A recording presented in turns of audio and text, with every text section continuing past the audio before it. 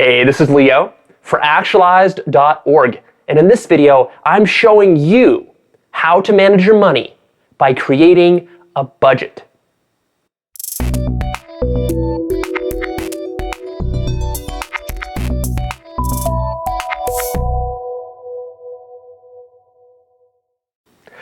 So let's help you to manage your personal finances. That's what I want to accomplish with this video. And it's going to be short and snappy and right to the point.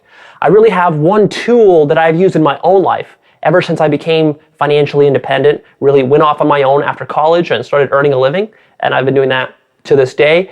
So when I was making that transition from not taking any more money from my parents or my family and just going it on my own, and always having to worry about making ends meet, one of the things that kept me sane through that time and gave me a certain peace of mind and confidence about my own personal finances was having this budget. And what I'm going to do in this video is I'm going to introduce and I'm going to give you a downloadable budget worksheet for Microsoft Excel that you can download, and you can use this, and I want you to use this to customize it and then have your own personal budget.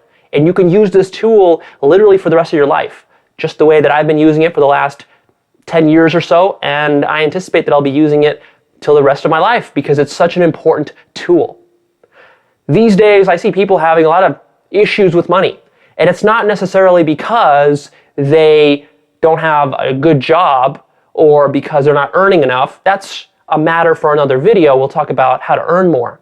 But here, I just want to focus you in on how to manage your expenses and to know and keep track of the money that you've got in your life, where it's coming from and where it's going, especially where it's going. That's the whole point here, because this is all about your expenses. And don't think that this is going to be some sort of boring topic, because actually this is not boring at all. What I found by using this worksheet, even though I'm not a guy who likes to crunch numbers, I don't like doing any kind of accounting stuff. In my own business, I hate doing that stuff. But this budget worksheet in my own personal life has actually given me a sense of excitement and something to look forward to in my life, because I can use this and I can make kind of future projections about where I want to be with my finances, and that's something that I find exciting. So this worksheet, if you're not a numbers person, don't be afraid. I'm not a numbers person either. I think you'll find that you're actually going to like filling this out, and you're going to like working with it, not just doing it once, but working on it continually throughout your life, polishing it, working on your budget. I think that having a budget is just crucial, because if you don't know what is going on with your money, then you're almost guaranteed to run out of it or lose it, not save enough of it, basically have money problems. You have to know what your expenses are. And these have to be accurate estimates and calculations. They don't need to be perfect, but they need to be accurate. So within 80% and 90% accuracy rating. If you're in the 50% and below accuracy ratings on your monthly expenses, then you're probably going to struggle quite a bit. So like I said before, the reason you want to do this is because it can give you peace of mind and also confidence. And something that's even better than all that for me is that vision of where I want to go with my life and with my financial position. And finances for me are important.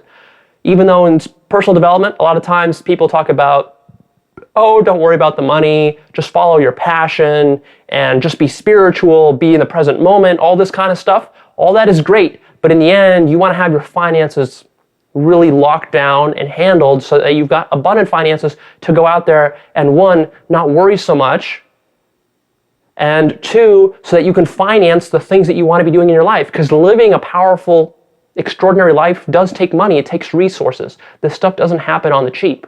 So you want to keep an eye on that all the time. In this worksheet, which I'm going to have a link that you can go down below the video, click on this link and download this worksheet for Excel. I want you to download it, and what you're going to do is you're going to see several columns there. One column is going to have the current monthly expenses that you're going to be estimating for your current lifestyle.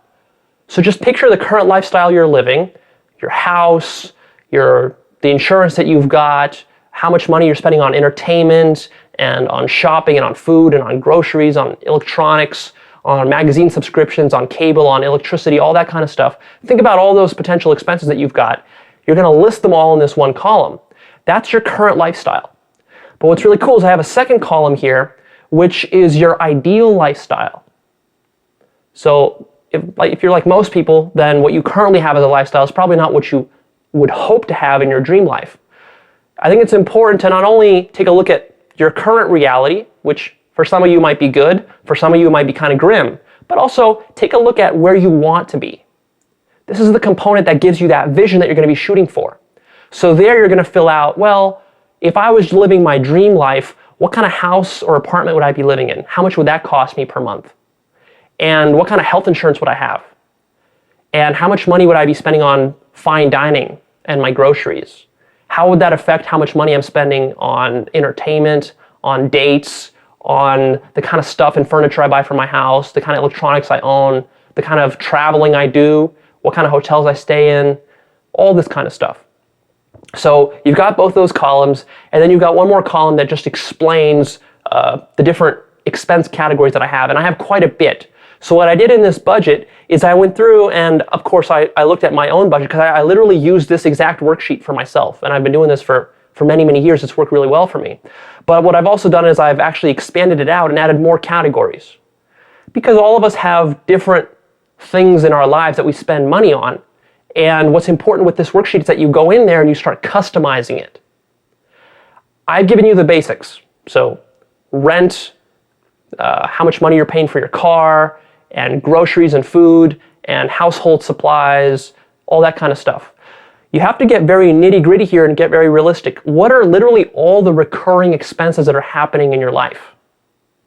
Everything, even the little stuff. Like in my recurring expenses, I list stuff like contact lenses, because I wear contact lenses. So I'm spending money on that every month. And if you have prescriptions that you're paying for every month, even if it's just $5 for a prescription at Walmart every month, write that down. Do you have magazine subscriptions? Are you spending money on Netflix or Amazon? Do you like to buy books? Do you have certain hobbies that require money to finance? Maybe you're an artist and you need to buy new paintbrushes or new watercolors. Or maybe you're someone who likes to tinker with electronics, you buy lots of electronic gadgets. Maybe you like to decorate your home, so you buy a lot of home decor type of stuff. So all of this stuff has to be accounted for. Even things like toilet paper and paper towels, just like very basic necessities that you're always going to be spending money on, probably for the rest of your life. You're always going to need toilet paper, and you're always going to need paper towels. You're always going to be buying drinking water, and you're always going to be paying for electricity. So these kinds of things, you want to get all of this stuff accounted for. And it takes you some time to think about this if you haven't thought about it before. It takes you some time to sit down and ask yourself, okay, what are all the different categories of expenses that I have in my life? So start with the ones I've got, and if some of them don't apply to you, you can either delete them or just put zeros as to how much you're spending on those per month. And then what's going to happen is that all of those are going to get tallied up, and at the bottom you're going to get a number, and that number is going to be your monthly expense. And also you're going to get a second number, which is your annual expense. Basically, your monthly expense times 12, that's your annual expense. So that tells you basically how much you need to be earning per month and per year in order to break even.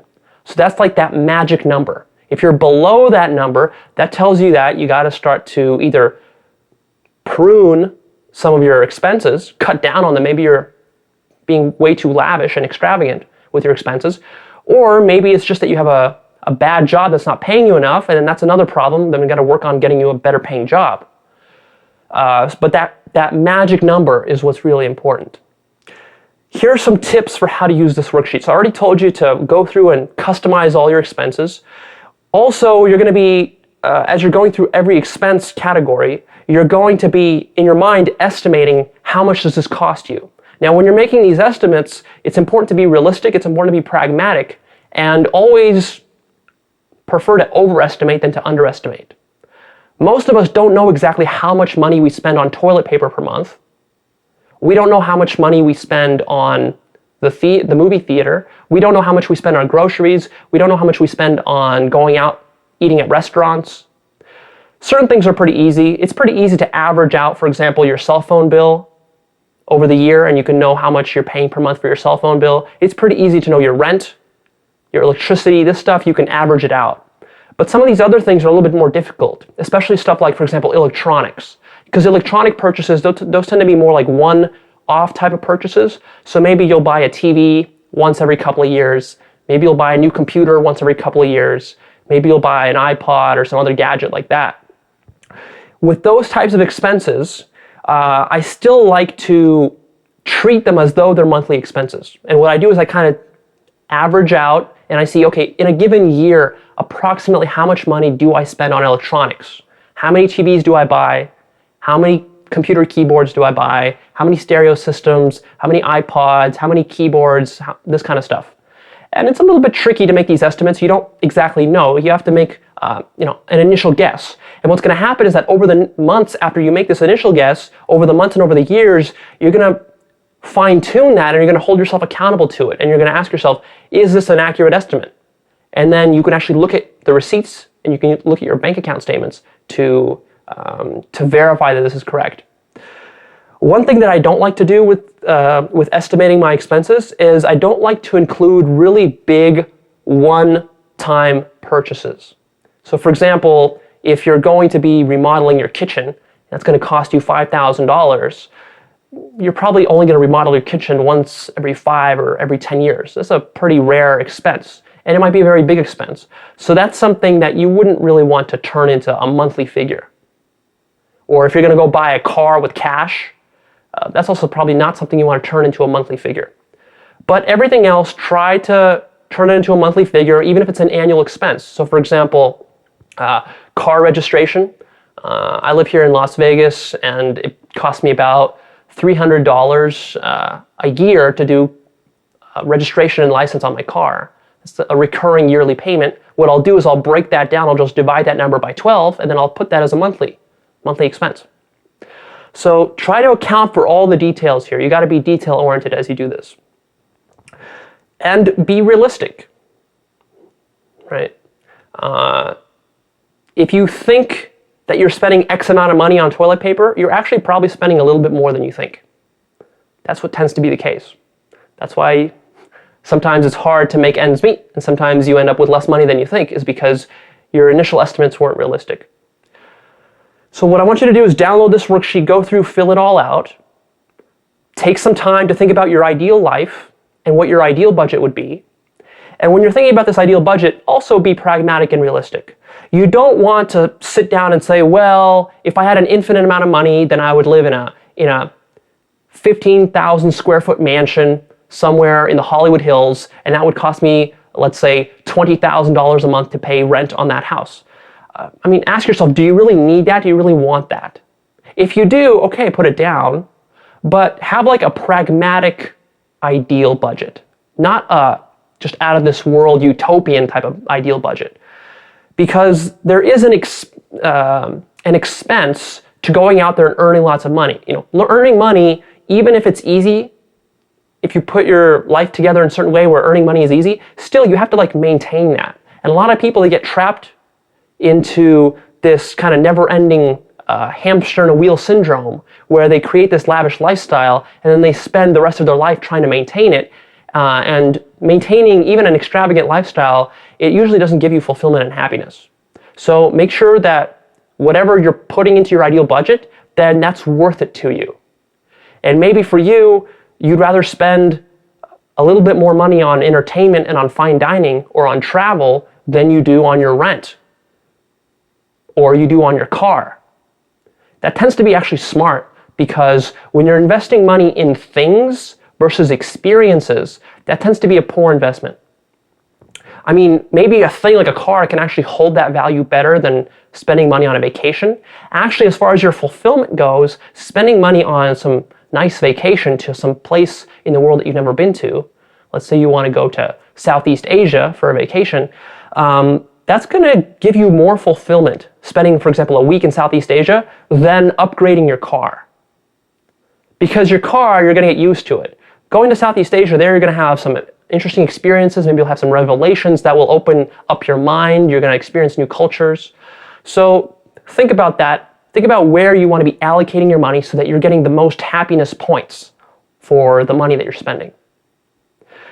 So create this budget, and then what you're going to do is you're going to have it, and you're going to continue to look at it on a quarterly basis.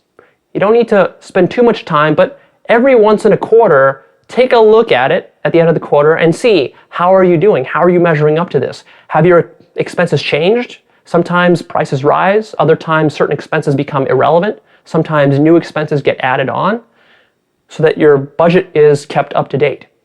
And finally, and this is the real value here, if you do this final part of this exercise, you're going to get so much value.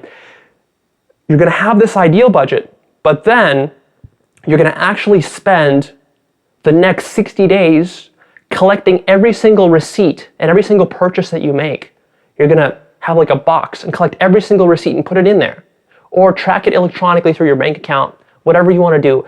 But spend the next 60 days tracking all that stuff, just collecting receipts. Collect all the receipts, then at the end of those 60 days, sit down and actually categorize all the expenses that you had. Use Microsoft Excel or whatever, categorize everything so that you know how much you're spending on clothes, how much did you spend on groceries, how much did you spend on your cell phone bill. Break that down into categories and then see what the actual numbers are. And that's where the real value comes in, is if you see your actual numbers and then you compare them to your hypotheticals that you had on this budget that you're going to do right now. And that's going to tell you how close you are and how far you are with your estimates. Hopefully your estimates are going to be pretty accurate. If they're not accurate, then you're going to retool your estimates so that they actually reflect what happened in these 60 days. You don't need to be doing this all the time, but I find that doing it at least once, this kind of 60-day exercise, is going to be good because it keeps you honest, it keeps you accountable. And it also gets you kind of like a sanity check on whether your hypothetical budget is really real. So once you have this budget, then you're going to know exactly how much money you need right now. You're also going to know how much money you need going forward in the future, shooting for your ideal. This will help you to know how you should be advancing in your career. Maybe it'll give you an indication that you need to switch careers. Maybe it'll tell you that you need to start your own business if your ideal budget is very ambitious. It might also tell you that you have some expenses that need cutting, right? So a lot of people, they'll waste money on credit card bills, interest rate payments, or maybe you're spending a lot of time or a lot of money eating out. Maybe you're spending a lot of money on dates. Maybe you're spending a lot of money on liquor. So when you're actually looking at these numbers in your mind, you can say, oh, wait a minute, I'm spending way too much on this thing here and this thing here, and maybe I'm not spending enough on this here and this there. So all of this is just to fine tune and optimize your budget. And in the end, I don't like worrying about money. To me, money is like just a necessity that I need to run my life smoothly. So this budget thing, it's not about being an accountant of your own life. It's simply that when you do this work once a quarter, what that does is that allows you for the rest of the quarter, or even if you want to do it maybe only twice a year, for half a year, it allows you just to be calm and grounded because you know that your money situation is handled. You don't need to worry about it. And it doesn't really take that much time. You can probably fill out this worksheet in an hour right now, spend the next 60 days collecting receipts. That's a pretty easy procedure. Then spend a couple of hours categorizing those receipts after 60 days. And then just at the end of the quarter, spend another hour or so reviewing your budget and making little fine-tuned adjustments. Nowadays, when I look at my budget, it actually excites me because I have ambitious goals for where I want to go with my business. I have ambitious goals where I want to go with my personal life. I have visions of me traveling to cool places and eating new types of food and going on cool dates and spending money on new gadgets, new electronics, new books, my own education. That stuff is exciting to me, and I like looking at my finances and saying, okay, I can actually make this happen. Or if I'm seeing that, well, I can't make it happen right now, then that kind of triggers my mind to start thinking, okay, what can I do so that I can make this happen in the next couple of years? And that's a really exciting way to get your budget and your finances handled, rather than the way that I see most people doing it, which is like, oh man, I don't have enough. And it's always jumping from not enough, not enough, not enough, struggling to pay the bills and always being short. Like, that's not exciting. That's miserable. Instead, what you want with your life is you want to be comfortable with your money and you want to have like more. And one of the ways to do that is by making sure that you account for all your expenses. All right, this is Leo. I'm going to be signing off. Post me your comments down below. I want to be shooting more videos on money topics because I think it's very important to live an extraordinary life, to account for money. And we'll cover other topics in future videos. Also, please like this video, share it with a friend, throw it on Facebook. And finally, come and sign up to actualize.org, sign up to my newsletter. It's a weekly newsletter. I release free videos. I have a lot of cool exclusive content planned in the months ahead that's only going to be possible through actualize.org and not necessarily on YouTube. So sign up, and all the topics I cover, they're really topics about how to master your life, how to create a passionate life in all the different areas. Your career, your finances, of course. If you're starting a business, I'm really excited to shoot more videos about how to manage your business, how to find that dream business that you want to be living and getting your finances from. Also, we talk about topics like relationships and inner mindsets, really mindsets that help you to self-actualize and make the most of yourself. So sign up and you'll be all set for that. It's free.